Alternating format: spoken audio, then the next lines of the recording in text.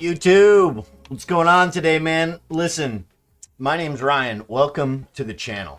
In this video, we're going to briefly go over how to deploy ComfyUI to RunPod so you can use it remotely.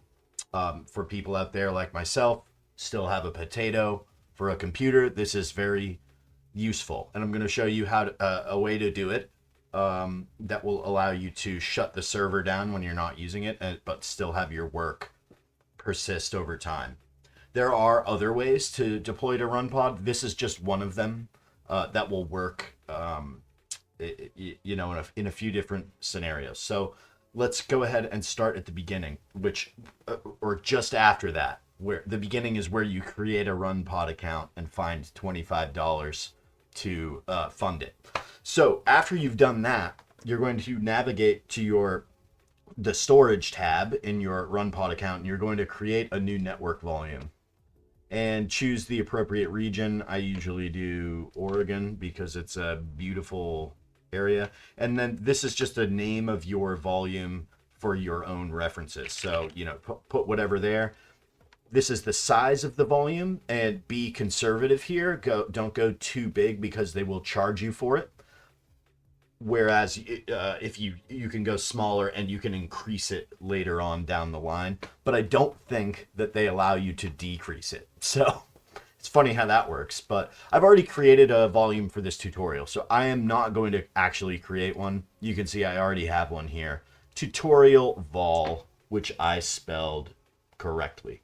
Next, we're going to create a new RunPod server by clicking on pods over here. You can see I already have one running for this tutorial, but I'll go through the motions here.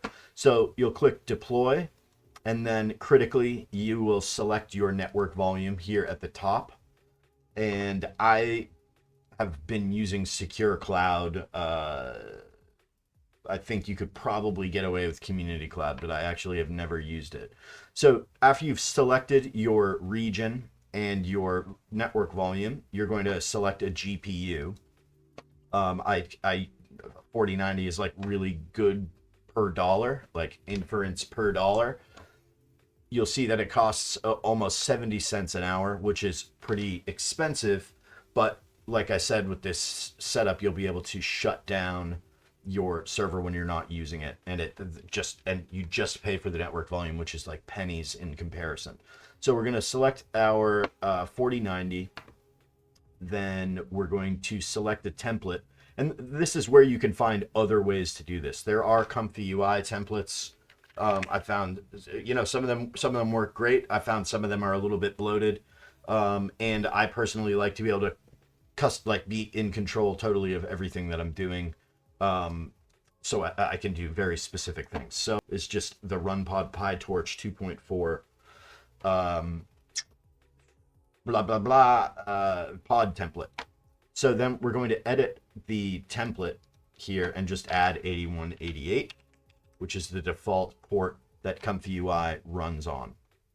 Okay, and I would recommend leaving this work.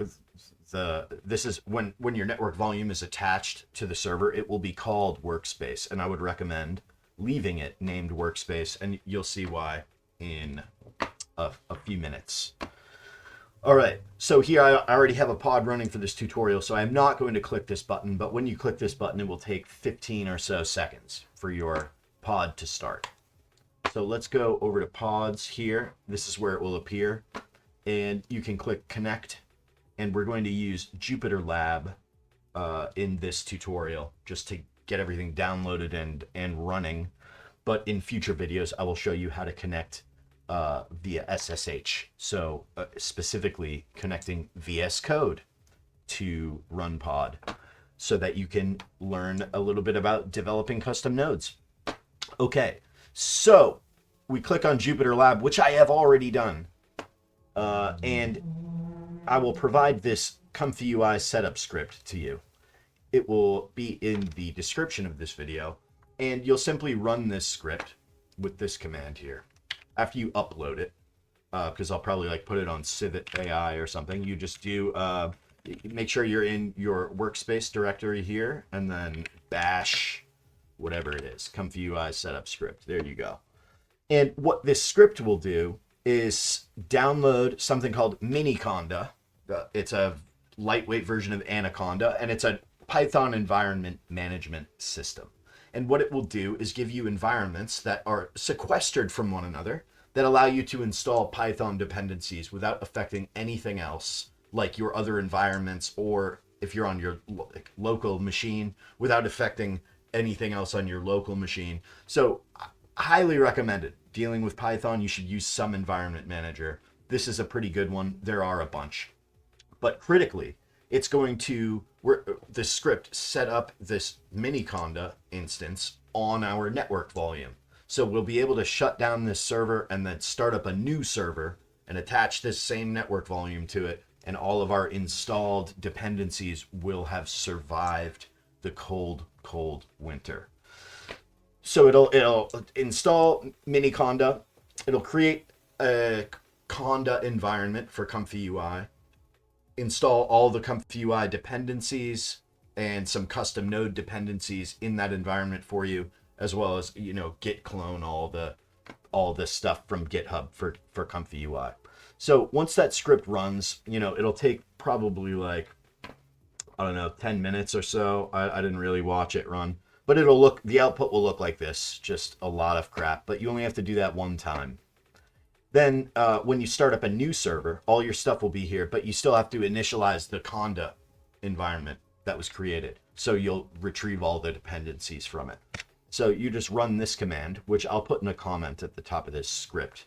And once you've run that script, you just need to start a new shell for it to take effect.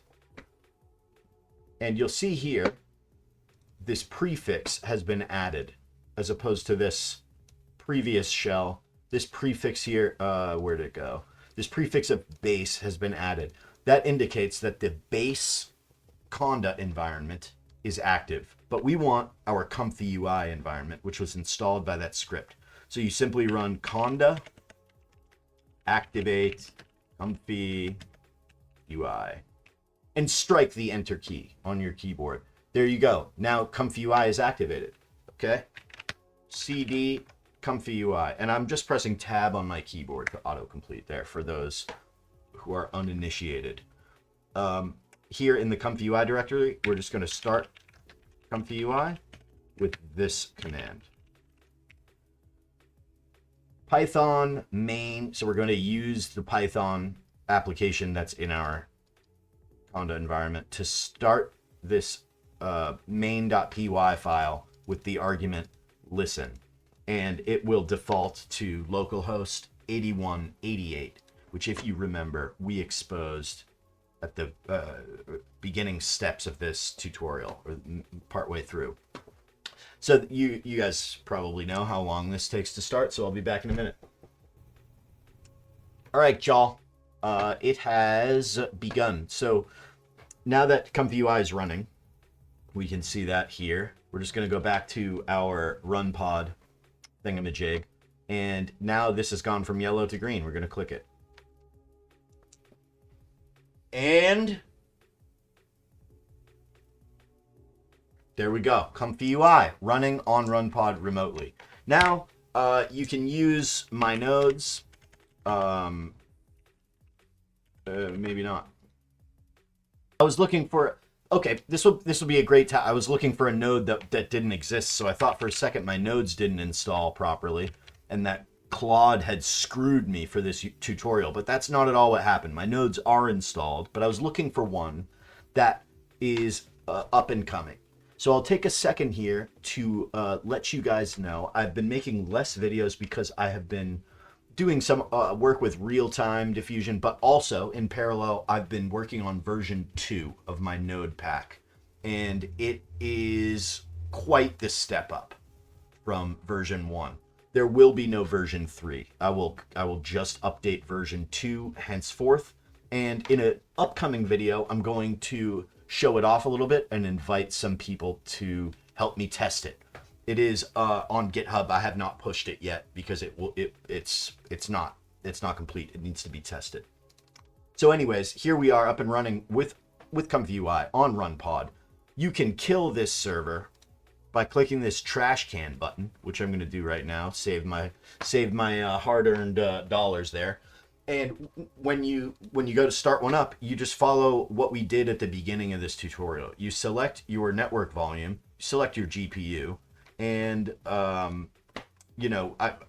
whatever template you want. I use the PyTorch template because it starts really, really fast.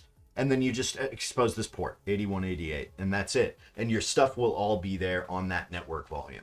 Okay? So any questions, leave them in the comments. Maybe somebody else can help out down there, and I'll try to answer them as well.